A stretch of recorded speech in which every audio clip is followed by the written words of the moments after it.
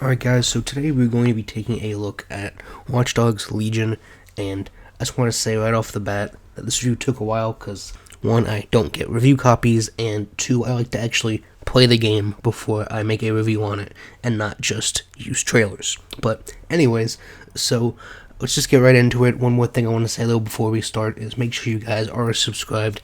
90% of you who watch these videos are not subscribed, and it helps out the channel a lot. Helps me make more videos, helps you guys get to see more videos, just helps everybody out. Alright, but let's go straight into the game. And our first topic we're going to talk about is graphics, because it's a confusing one for this one.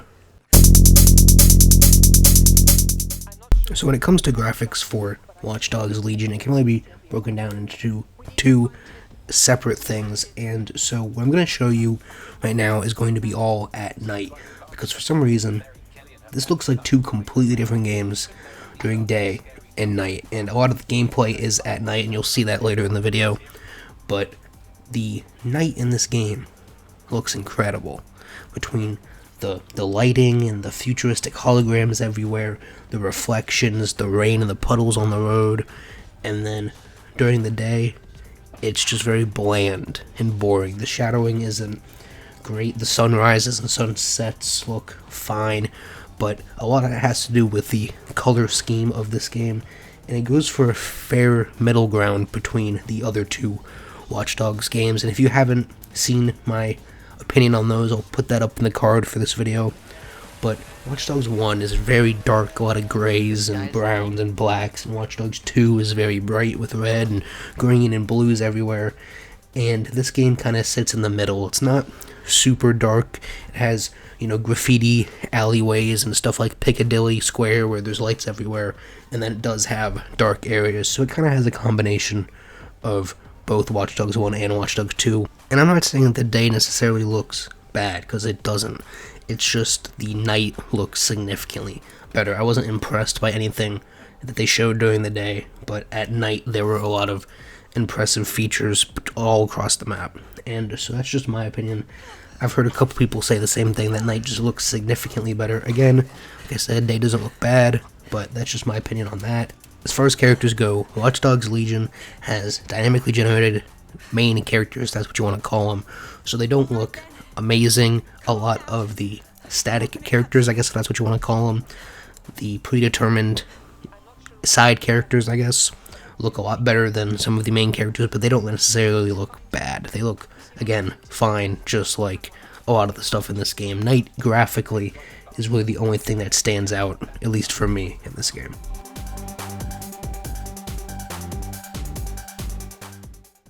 Oh boy, bugs, where to start?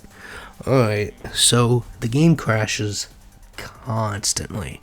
Now, on the regular Xbox One, which is what one of my friends played on, I would say you're going to have at least a crash, if not two, every single play session, again, depending on how long those play sessions are. On Xbox One X, which is what I played on, I probably had about 5 crashes so far in my playtime. So again, it kind of depends on what you're playing on as to how many crashes you're going to have, but the game is definitely going to crash, and for presumably no reason, right? You can be doing nothing, you can be in a high-speed chase, the game will run perfectly fine, and then you're walking down the street, and your game will crash, right? And so, it's kind of all over the place with crashes. If that's something that bothers you a lot, I probably wouldn't touch it right now, but you're going to have to deal with that, as it is going to happen very often, especially if you're not on an Xbox One X or a high-powered PC. But there are other bugs that these don't bother me as much, visual bugs that don't really affect the game at all, but I know it does bother some people, so I figured I'd bring it up. So the clip you just saw in the background is probably my favorite bug I've come across so far. I thought it was pretty funny. I mean, obviously, it's broken, but if you missed it, I will replay it again. Basically, I go to talk to this lady inside, and then once I activate the cutscene, I'm just outside. I don't know how or what happened, but it happened. There's stuff like that. That happens a couple times. There's pop-in at, I would say, any distance when you're driving more than 2 or 3 blocks. There's a decent amount of pop-in with buildings and vehicles and stuff like that. Other bugs is just enemy health bars just not moving at all when you damage them. getting stuck on stuff like with any game, especially an Assassin's Creed game, strangely another Ubisoft game, where you just get stuck and the character doesn't really move the way you want him to move. Stuff like that, and again, those aren't exactly gameplay impactful bugs. It's more just visual stuff that you can just get over, which is what I do, but I know some people don't love it.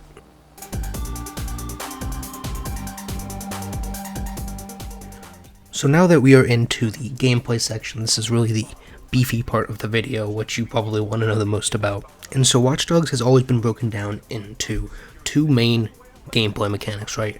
The hacking, or puzzles, however you want to look at them, and then the actual combat. And so we're going to talk about the hacking first. And so even within the hacking, I'll say that there's three subcategories of hacking, if that's what you want to call them. So there's your typical line puzzle straight from Watch Dogs 1 that they continued into Watch Dogs 2 and into Legion. Now, personally, I feel like there aren't a lot of these. A lot of people don't love these types of hacking puzzles. Personally, I like them a lot. They were absolutely everywhere in the first Watch Dogs game, and then Watch Dogs 2 kind of refined them and made them more of a open world activity, if you want to call them, and significantly reduced the number of them. And then this game does that more, while still focusing on that open world activity and not pulling you into a whole nother camera like the first Watch Dogs does. It significantly decreases the amount of times you do this, and I would say there's maybe about 15 of these in the whole game from what I've played so far. And so that's just one subcategory of the hacking in this game. And so the next I want to focus on is drone gameplay, I guess if that's what you want to call it. They kind of had a little bit of this in Watch Dogs 2 with the RC car and the actual drone you could fly around. But in this, they push it even further. So as you watch me attempt to completely break this puzzle, they give you a spider bot, which can practically be used for everything.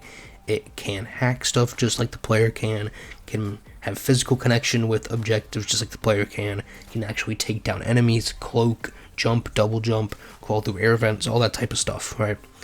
And so this is your main drone that you get to control and is used for a lot of things. And if you like me, and you like to play this game kind of the stealthy and silent approach, you'll see that I use this drone for a lot of stuff, and you'll see that as we move on to more of the combat discussion. But the drone can be used to do everything, and the spider bot is not the only drone you have access to. There's news drones that have cameras that can, of course, take pictures, but also flashbang people, basically. There's delivery drones that you can get valuable resources from hacking. There's cargo drones which you can ride on top of and pick up explosive containers like the one I'm standing on.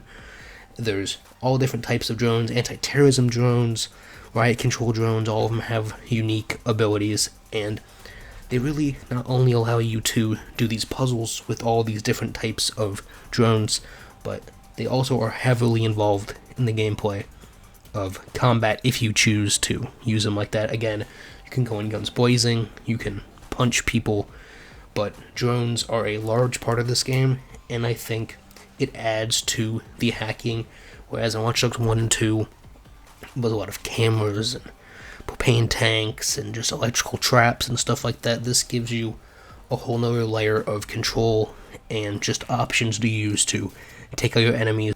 Whether you choose for that to be stealthily or guns blazing, it is up to you.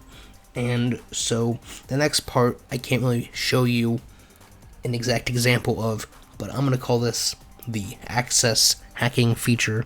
Again, I'm just making up these subcategories as I go, but this is essentially stuff like having to get access to doors and get access key cards in order to access restricted areas, and going to servers and stuff like that. And it's not puzzles like this or any type of drone controlled gameplay, but simply just finding a access point or a key card in order to open doors. And even that adds a whole new element to gameplay. It's not anything new to Legion, but it is just the third type of hacking that they have available in the game. And of course you can hack cars and everything just like you could in Watch Dogs 2, but those are really the three main types of hacking that I wanted to focus on. But now let's move over to actual combat in the game, and they do something interesting with Watch Dogs Legion that I don't think a lot of people expected.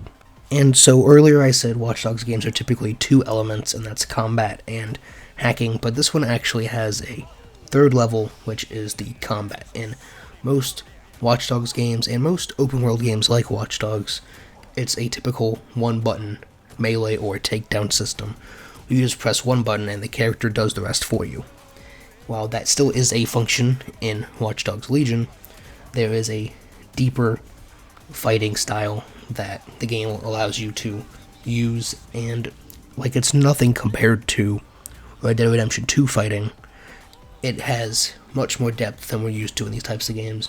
There's an attack button, a counter button, and a dodge button. Right? Again, like I said, nothing crazy, but something to give a little bit more style to the fights and just a whole other option if you choose to go that way. And really, when taking on any outpost or mission really at all, you're given with the three options of, do you want to shoot your way through this, do you want to hack your way through it, or do you want to fist fight your way through all of these enemies. The game has an interesting mechanic where if you go in and don't pull out your gun or a lethal option, the enemies will do the same and choose to fist fight you. Now they may have a melee weapon and a huge advantage because there's multiple of them, but at least they have that function where you can choose. If you don't go in shooting them up and blowing everybody up, the enemies won't do the same to you. So that kind of adds a third level of playstyle to the game that wasn't originally there in other titles and a lot of open world games like this. So we've gone over hacking and hand-to-hand combat at this point. Let's talk about the shooting, and there's two aspects to shooting, I guess, if you want to break it down and make it even more complex than it already is. So there's non-lethal weapons and lethal weapons. I don't need to explain that. Stun guns, AKs, tranquilizer darts, paint guns, grenade launchers, MP5s, vectors, all types of stuff. And each character has unique weapons, and you can change those to an extent, and we'll talk more about that later.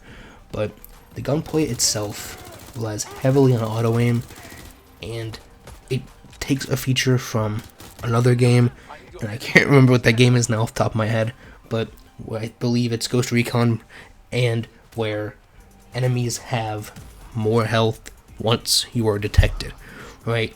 It could take 2 shots to the body when you're not detected, and then once you become detected, they go a bit more bullet spongy, not to the point where it's The Division or anything, but they do take a few more bullets once you are detected, so I just want to put that out there. So now that you've seen the 3 gameplay loops and combat styles you can choose from, what we will talk about later is how the different recruits and recruitment system can change that, but obviously, if you haven't figured it out already, you can choose based off your character whether you want to play stealthfully and take out everyone, incapacitate them, be a good person, or play like how I'm playing here and just absolutely execute everybody.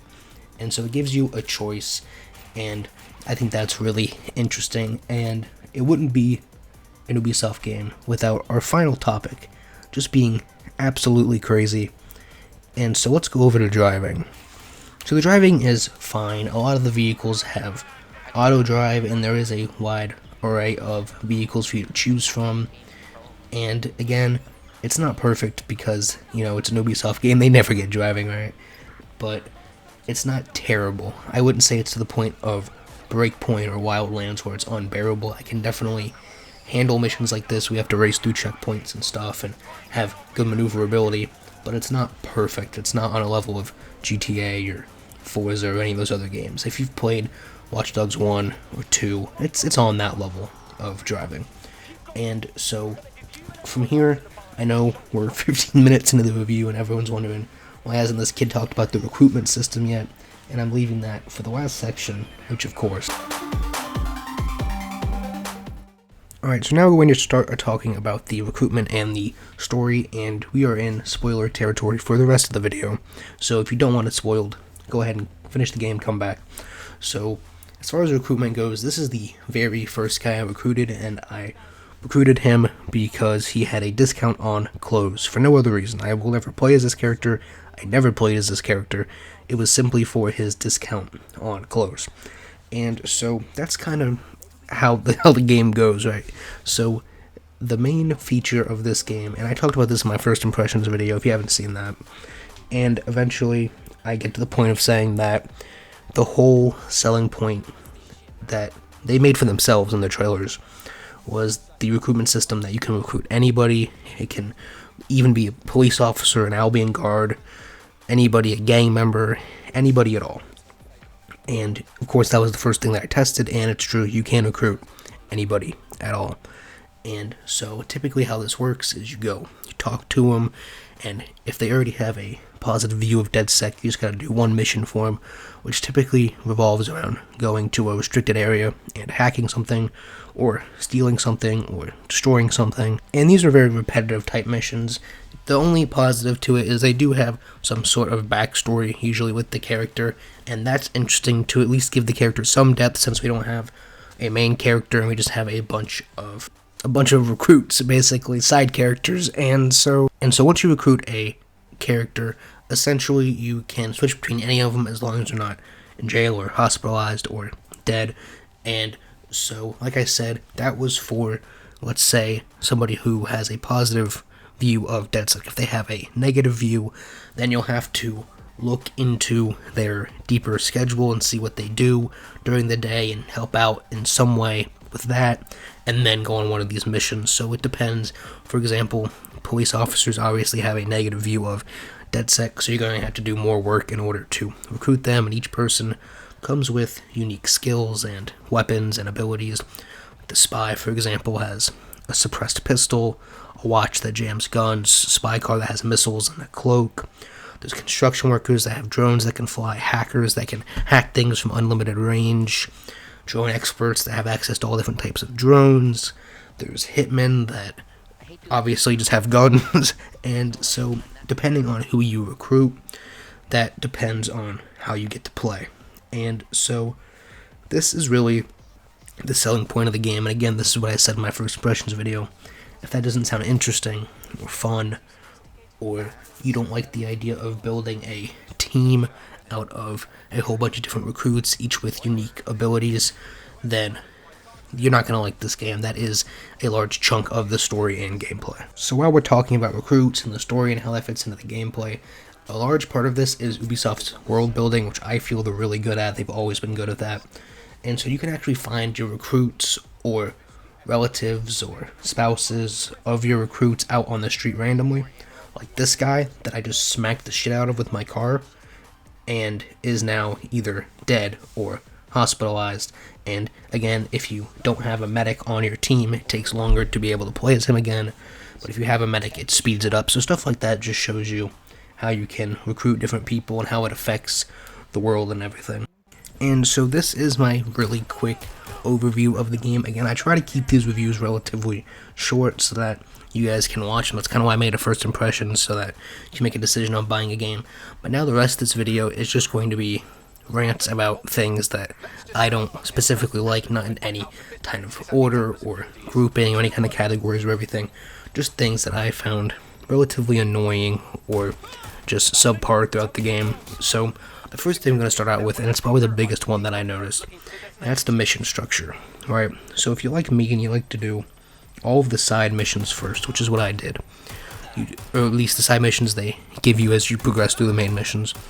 And so technically within this game there's three types of missions. There's recruiting missions, which again are all optional, and then side missions and main missions, right? And so the problem that I have with this game is the recruitment missions are randomly generated, and you go to random restricted areas in order to do these missions.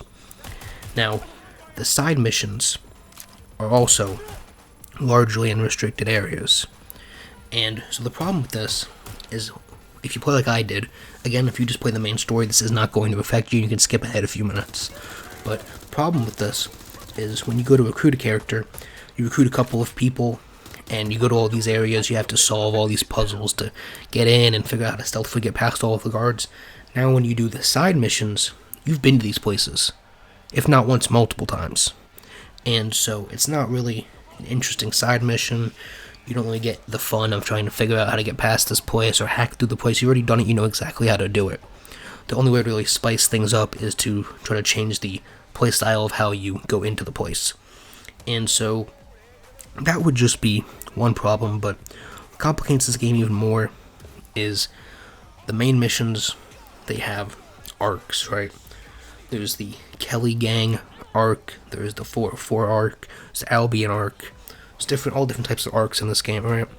And so the way they're structured is there's multiple mini missions, I guess that's what you want to call them. And these, again, are just like the side missions and the recruitment missions where you go into restricted areas and do your thing, hack, destroy, steal, whatever you gotta steal. And you're out. It's very simple, very bland, relatively. It's very similar to the side and recruitment missions. It just, what you're stealing or destroying or hacking pertains to the main story. And then at the end of each arc, they usually have 1 to 2 missions that are super unique and in unique locations and have unique gameplay features and all of that.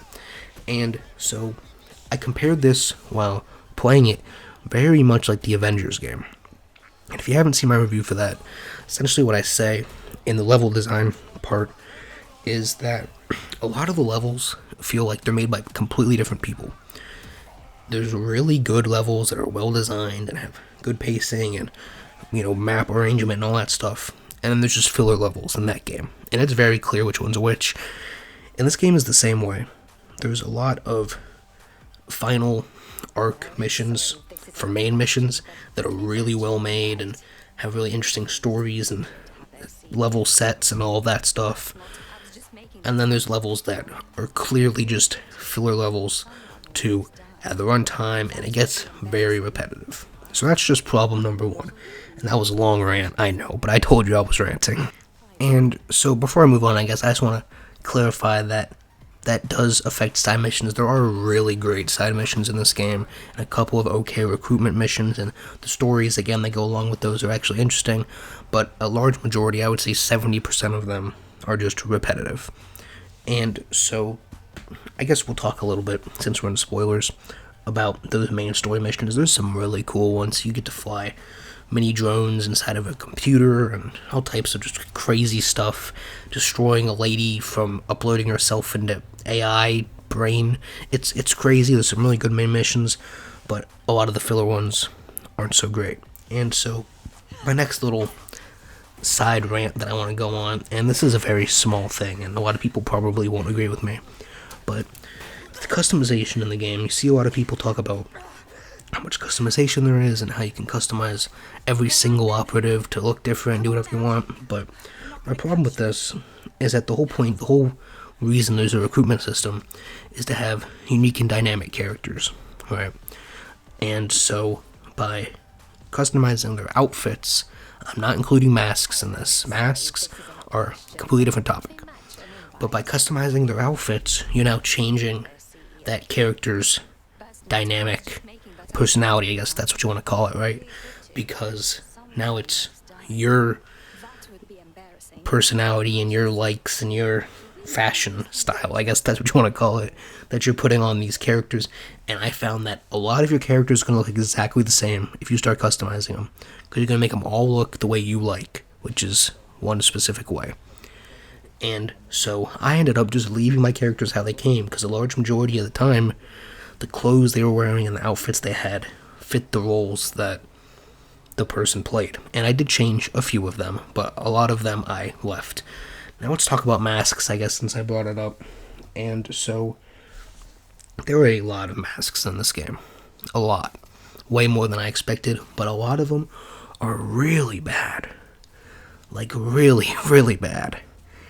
And there's a lot of repetition, I guess, in the masks as well. And that kind of carries over from a lot of stuff in the game. And my problem with this is essentially 3 or 4 types of masks. So there's a painting mask, right? Just the typical painter's mask with the filter on it. There's gas masks. And then from there you have your crazy mask, which can just be anything. And then your smoke gas mask type thing, right? And they just come in, it's just these things in different colors. And then they have those stupid bowl masks. That's just a bowl that they put on his face.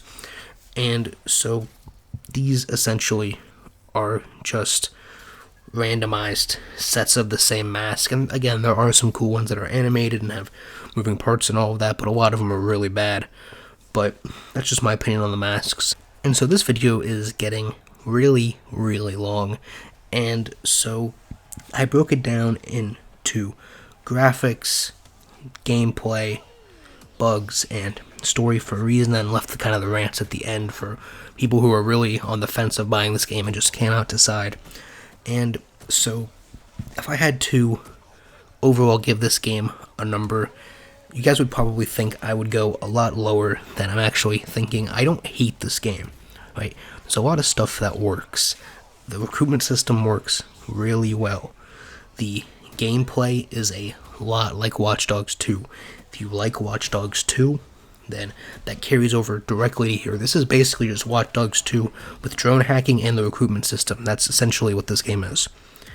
And so, all that being said, and the graphics and the bugs are a problem, but they don't bother me that much, I would probably put this game around a 7 out of 10. So if you're that 90% that aren't subscribed and don't know how my rating system works, essentially a 5 is average, a 6 is good, and a 7, which is what we put Watch Dogs at, is really good. It's not at great, it's right below great, which is what 8 is, obviously.